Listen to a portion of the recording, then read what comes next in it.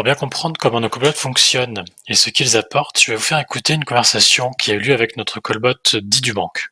C'est un démonstrateur, mais ce que vous allez entendre, c'est une véritable conversation qui a eu lieu entre un utilisateur et notre technologie.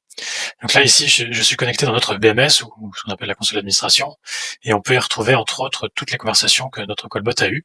Et donc c'est ici qu'on retrouve à la fois la transcription textuelle, mais aussi l'audio. Bonjour et bienvenue à la du banque. En quoi puis-je vous aider? Je vais prendre un rendez-vous avec mon conseiller.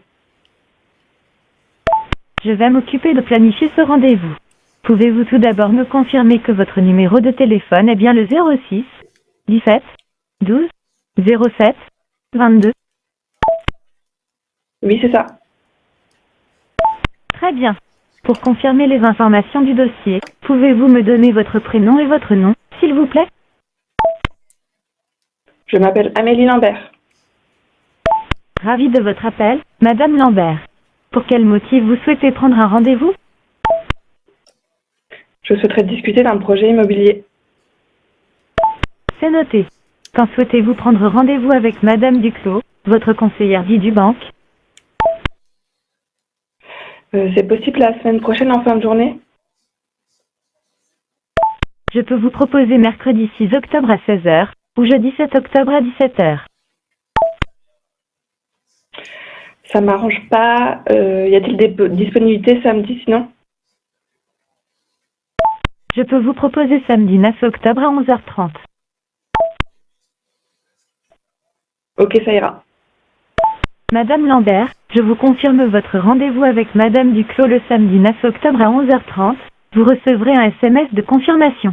Avez-vous d'autres questions? Non, merci.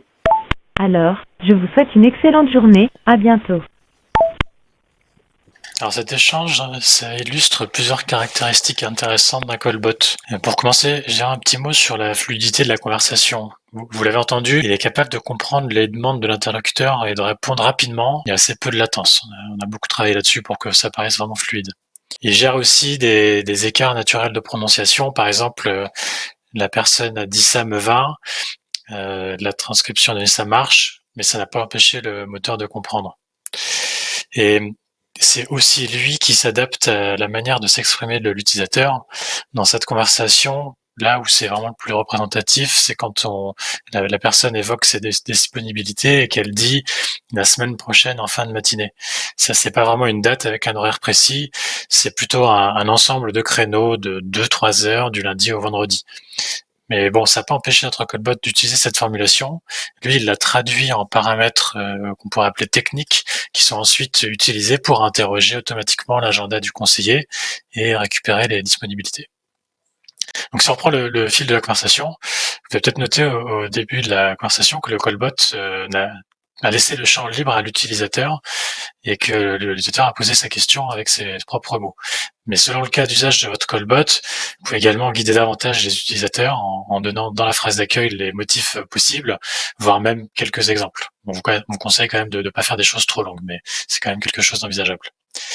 Un peu plus tard dans la conversation, l'utilisateur donc veut prendre un rendez-vous, on l'a dit, et pour ça, le callbot, lui, il doit interagir avec le CRM, et donc il commence par confirmer le numéro de téléphone. Donc là, c'est juste une réponse oui/non. Une fois que la personne a confirmé son numéro, le callbot récupère la fiche client via un appel au service web où il passe ce numéro de téléphone en paramètres et il va chercher ensuite à confirmer l'identité du client en lui demandant son nom et son prénom. C'est exactement ce que ferait un conseiller téléphonique quand il cherche à confirmer l'identité de la personne qui appelle. Confirmer son nom et son prénom, c'est une action qui paraît peut-être anodine, mais en réalité, pour les machines, pour les reconnaissances vocales, c'est quelque chose d'assez compliqué, car la plupart du temps, les noms de famille sont pas retranscrits correctement, soit l'orthographe est incorrecte, Dupont, est-ce que ça s'écrit avec un D ou avec un T, soit parce que la transcription va être simplement une suite phonétique qui ressemble vaguement à ce qui a été dit, mais qui n'est pas l'orthographe exacte non plus. Et donc c'est pour ces cas-là, on a dû mettre en point un algorithme spécifique d'identification qui s'appuie sur d'autres mécaniques de matching pour être efficace dans ce cas précis. Ensuite, l'utilisateur exprime ses moments de disponibilité, donc on en a parlé, et là, la connexion avec une API d'agenda, c'est quelque chose d'externe, renvoie une liste de créneaux disponibles, et selon les disponibilités du conseiller, on peut avoir aucun résultat, peu de résultats ou beaucoup de résultats. Donc en fonction de cette situation, il faut qu'on fournisse quelque chose d'intelligible. Si on a beaucoup de résultats, on ne va pas tous les donner, on donne une sous-sélection. Et il faut surtout permettre à l'utilisateur de pouvoir, entre guillemets, naviguer parmi ces résultats. Donc si ça convient pas, qu'il puisse demander plus tard, plus tôt, ou un autre jour. Et c'est exactement ce qu'on a entendu dans la conversation, puisque la personne a demandé le samedi. Et à la fin de l'appel, vous l'avez entendu aussi, le rendez-vous est pris dans l'agenda du conseiller et on va envoyer un SMS de confirmation à l'utilisateur.